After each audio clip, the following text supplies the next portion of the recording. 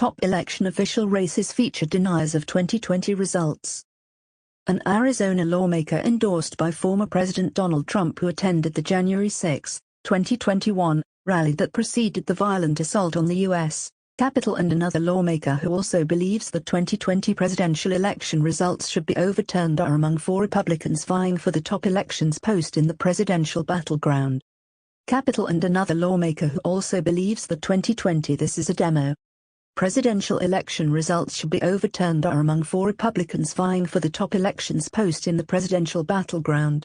In Kansas, voters will choose between a challenger who questions the 2020 presidential results and the incumbent Republican who believes the election was secure in his state. Washington State's open primary also has a candidate who backs Trump's unsupported claims, although that's not the toughest challenge the Democratic incumbent faces.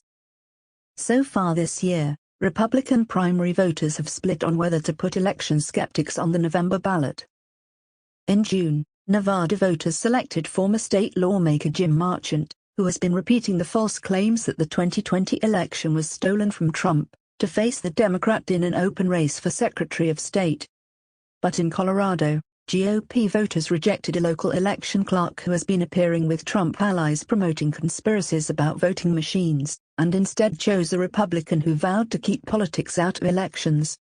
And Georgia Secretary of State Brad Raffensperger, who rejected Trump's plea to find enough votes for him to win the state, easily survived a primary challenge to advance in that state's May primary.